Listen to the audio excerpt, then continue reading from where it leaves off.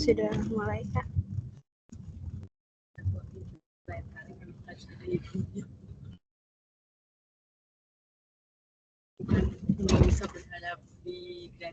Sudah record ya berarti? Oke.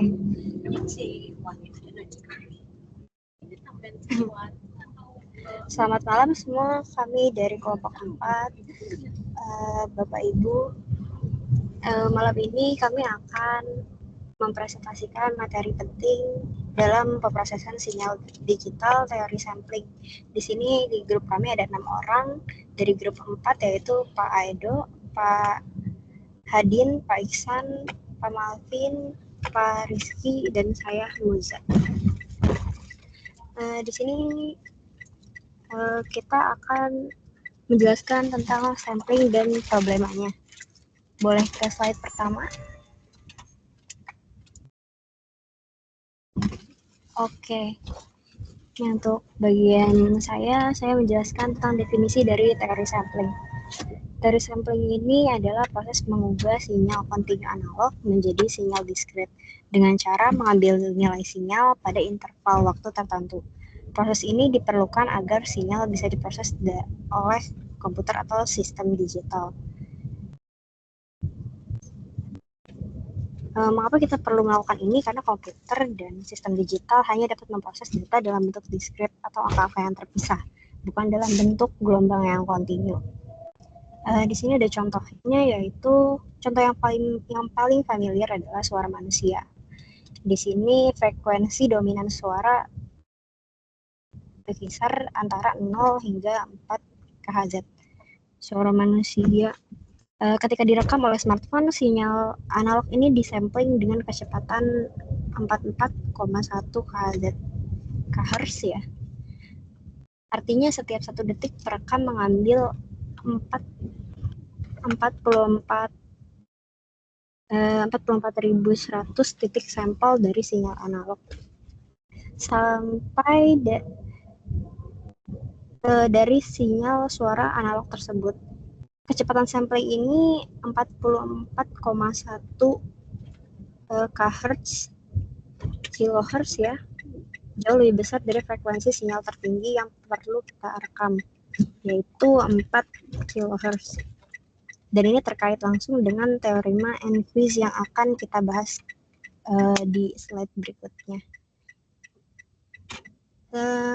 Untuk setelah saya ini ada Pak Rizky apa Pak Edo ya, yang akan menjelaskan tentang model matematis sampling ya. Oke, boleh dilanjut Kak.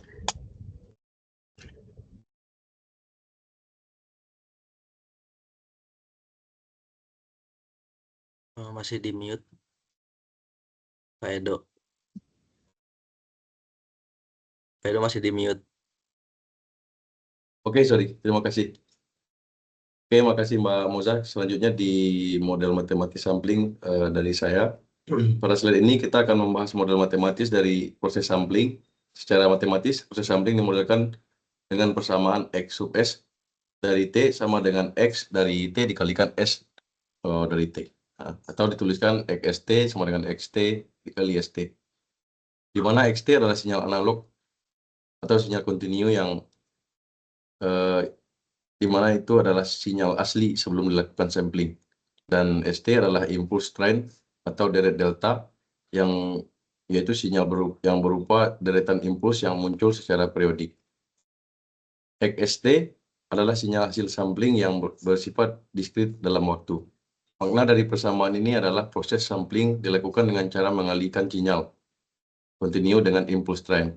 Setiap impuls pada ST akan mengambil nilai sinyal XT pada waktu tertentu, sehingga terbentuklah sinyal hasil sampling XT.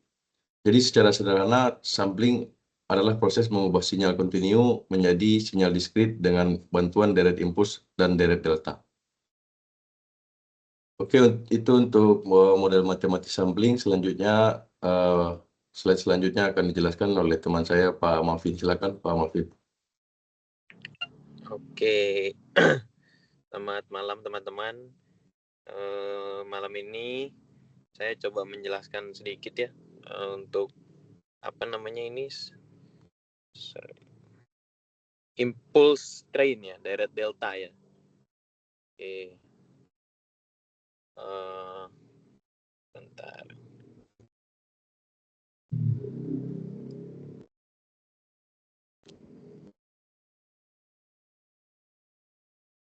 Oke, di sini impulse train ya didefinisikan itu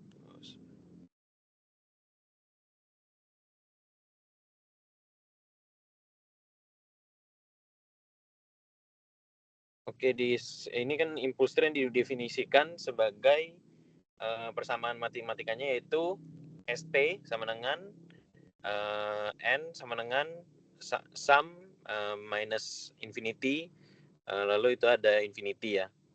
Lalu T dikurang NTS. Nah, itu kita bedah ya komponennya itu. Salah satunya tadi ada T adalah fungsi delta atau fungsi impuls. Nah, ini itu adalah fungsi ideal yang nilainya tidak terhingga atau infinity. Pada T sama dengan 0 dan 0 di tempat lain itu dia dengan luas area sama dengan 1. Lalu ada TS ya, mana itu adalah sebenarnya interval sampling atau periode sampling. Nah, ini menentukan seberapa sering impuls-impuls ini untuk muncul ya. Lalu ada N, yang mana itu adalah indeks sampel atau bilangan bulat, seperti contohnya minus 2, minus 1, 0, 1, 2, lalu seterusnya. Nah, secara konseptual, impulse train ini dapat kita bayangkan sebagai sebuah mesin ya, atau deretan gerbang yang memiliki satu fungsi utama, yaitu mengambil sampel pada titik-titik diskrit waktu, yaitu T sama dengan NTS. Nah, ketika sebuah sinyal waktu kontinu dikalikan dengan ST, hasilnya itu adalah sinyal yang hanya ada pada momen-momen sampling tersebut. Ini tuh salah satu langkah utama yang sangat krusial dalam proses mengubah sinyal analog berubah menjadi sinyal digital. Oke, lalu kira-kira gimana sih kita merepresentasikan dari impulse train ini ketika kita pindahkan ke domain frekuensinya gitu loh. Nah, coba tolong di next slide. Oke, ini ketika kita bergerak dari domain waktu ke domain frekuensi, itu ada satu aturan transformasi Fourier yang cukup penting untuk diingat, yang mana perkalian di domain waktu menjadi konvolusi di domain frekuensi. Nah, karena proses sampling di domain waktu adalah perkalian antara sinyal asli dengan impulse train ST, maka hasil sampelnya di domain frekuensi adalah konvolusi antara spektrum sinyal asli dengan transformasi Fourier dari ST. Lalu transformasi Fourier dari impulse train ST ini itu juga merupakan impulse train dari domain frekuensi, namun dengan skala dan periode yang berbeda. Nah, ini salah satu hasil transformasi Fourier dari sinyal yang telah disampel, bisa kita notasikan sebagai XS omega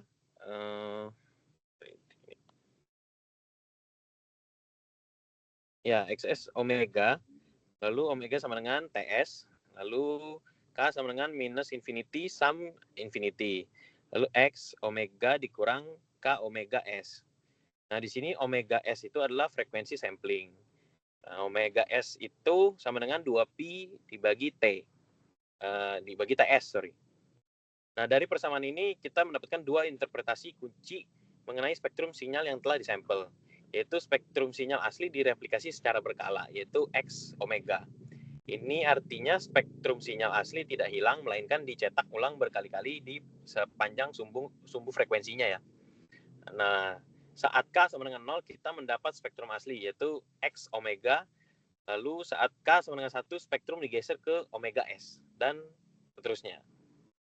Oke, itu dari saya. Selanjutnya bisa dilanjut oleh rekan saya.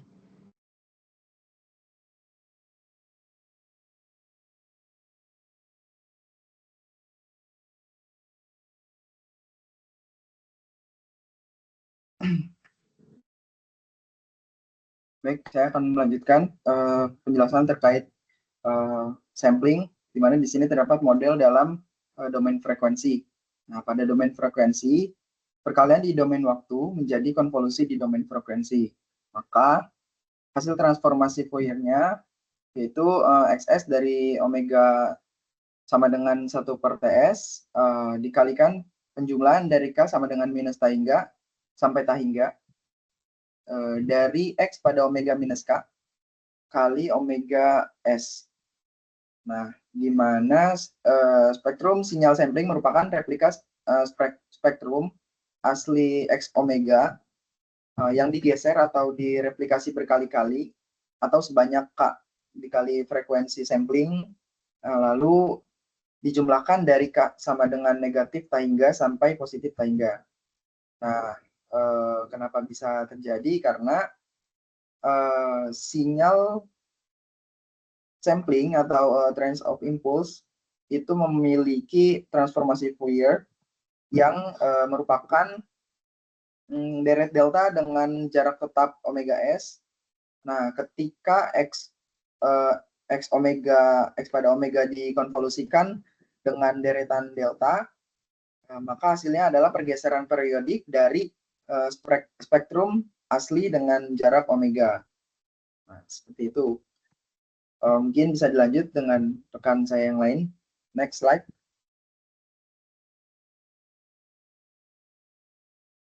Oke, thank you. Selamat malam rekan-rekan semua. Di sini saya coba jelasin ya sedikit terkait model Nyquist-nya untuk kondisi tanpa aliasingnya. Jadi model si Nyquist ini tuh ngejelasin ke kita kapan proses sampling itu bisa dikatakan aman ya. Yaitu kapan sinyal yang sudah kita sampling itu masih bisa kita reconstruction atau bisa kita direkonstruksi dengan sempurna tanpa adanya aliasing atau tanpa mengalami aliasing gitu kan ya.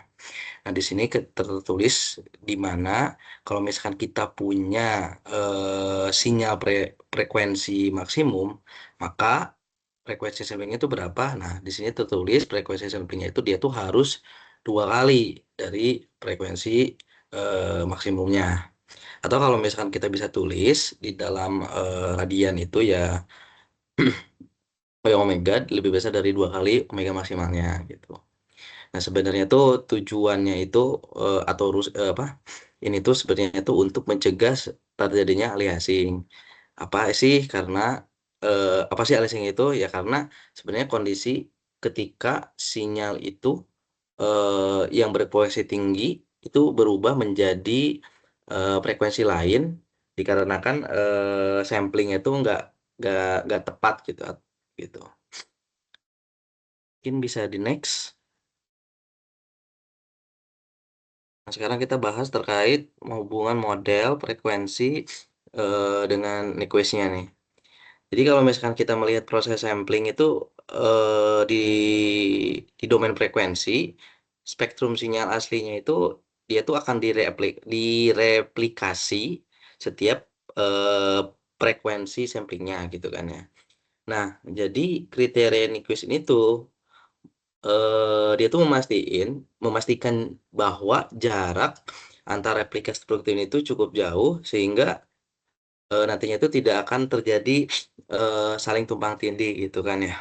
Nah, jika frekuensinya samplingnya itu dia kurang dari frekuensi maksimumnya, maka yang akan terjadi adalah replikanya itu dia tuh akan tumpang tindih. Nah, inilah yang tadi sempat dibahas terkait aliasing. Nah, pada saat aliasing itu terjadi, impact-nya apa? Impact-nya itu kita tuh tidak bisa ngebedain mana frekuensi aslinya, mana frekuensi samplingnya. Yang menyebabkan nanti rekonstruksi sinyalnya itu menjadi menjadi sulit buat kita lakuin. Kurang lebih sih itu sih. Tapi yang pasti Nyquist itu dia tuh yang model Nyquist itu dia tuh kondisi khususnya ya dari model frekuensi agar proses sampling bisa menjadi lebih aman. Thank you. Mungkin bisa dilanjut sama rekan saya.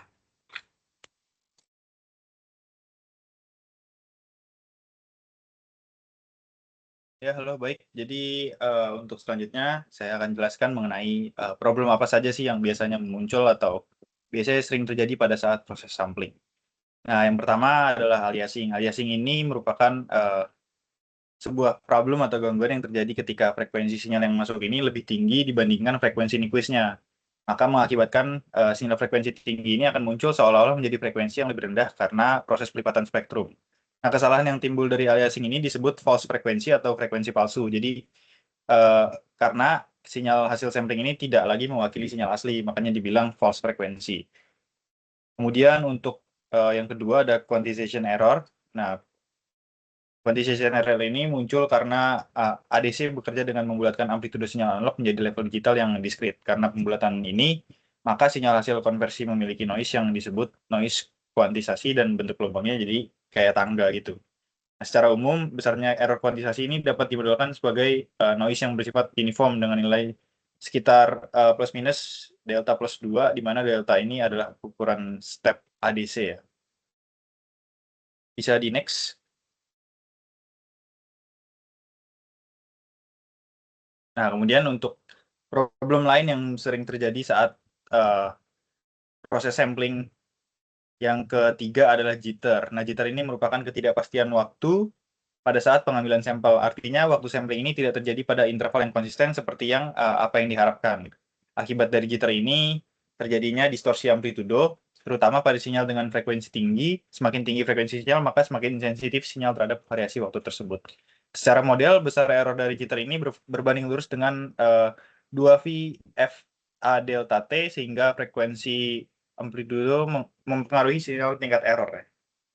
Untuk problem yang terakhir, yaitu undersampling. Nah, undersampling ini terjadi ketika laju sampling lebih rendah dari frekuensi minimum Nyquist yang berdampak untuk bagian spektrum sinyal yang saling bertumpuk atau terjadi fenomena aliasing. Aliasing ini dapat menyebabkan kesalahan interpretasi sinyal karena frekuensi hasil sampling tidak lagi mempresentasikan frekuensi sinyal asli. Mungkin itu saja yang bisa saya sampaikan. Terima kasih. Oke, berarti itu slide terakhir dari kita kelompok 4 ya, Pak. Terima kasih untuk semuanya. Jika ada komen dan perbaikan atau koreksi, silakan di video yang diupload ya. Silakan di komen di video yang diupload. Terima kasih. Terima kasih. Di close dulu satu ini ya, biar di download ya. Ulang lagi ntar berarti. Ini